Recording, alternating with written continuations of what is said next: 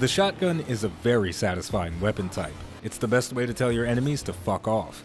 But they've got a lot of problems, some of which can be resolved by using this old school weapon's modern equivalent, the fusion rifle. The Bastion is a fusion rifle, but not really. It's a shotgun, but not really.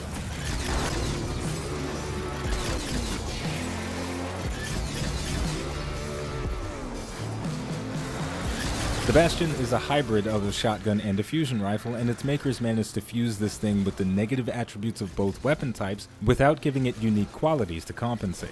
The Bastion shoots a spread of pellets like a shotgun, and it also suffers damage fall-off extremely fast, so it's best used when shoved inside your enemy's mouth, just like a shotgun. The Bastion has a charge time like a fusion rifle, and upon fully charging, it releases its shotgun-like spread 3 times in succession. And just like other high-impact fusion rifles, it kicks like a mule, which further limits the effective range of the weapon. On paper, that does sound like fun. It's an aggressive, barrel-stuffing gut-buster with an interesting quirk and respectable damage. But this is an exotic, so interesting and respectable aren't the only things I want. And unfortunately, the Bastion's second exotic trait, Breakthrough, doesn't deliver. A portion of the weapon's damage bypasses elemental shields, and that's cool, but not really. Destiny 2 has been around for 3 years, and I've popped hundreds of thousands of elemental shields and never thought to myself, I wish I could bypass them with a kinetic weapon. The worst part is, even after being given an alternative way to deal with shielded enemies, it just feels impractical.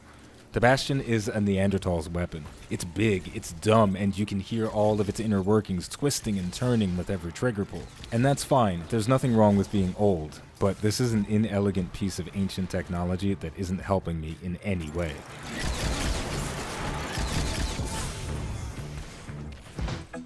Thankfully, Omelan made 2 exotics that were built from the ground up to deal with our shielded enemy situation.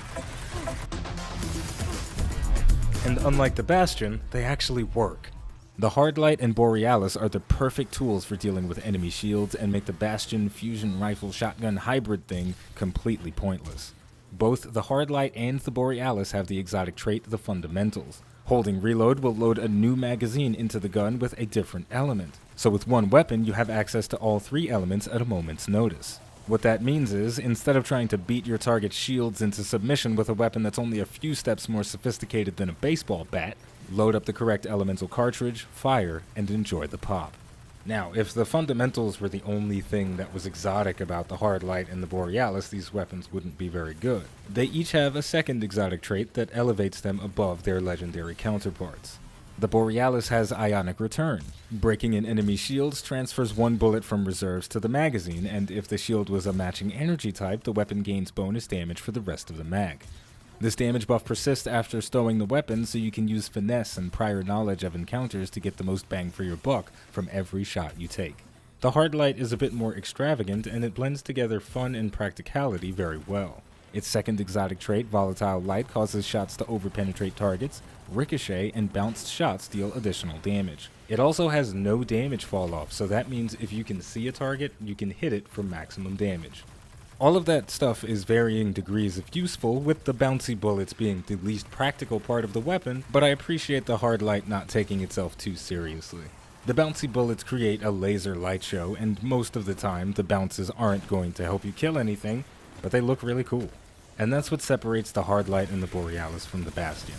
These 2 weapons are incredibly effective, but they can also be fun to use. The Bastion can be fun in the right situations, but its exotic traits don't help you in any way, and that is a shame.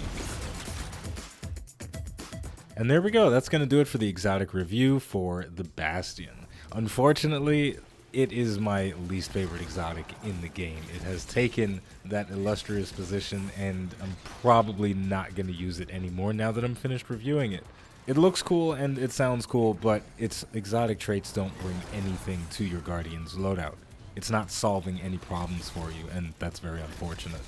In any case, we are going to wrap things up here, but don't worry, there's plenty more coming in the future. So as always, if you enjoyed this video and you'd like to support the channel more than you already do, just by watching, liking, subscribing, and commenting, you can head over to patreon.com/iBluairJgR to become a patron. As always, the name of the game is Destiny 2, the name of the channel, it's iBluairJgR. Thank you for watching, and I'll see you next time.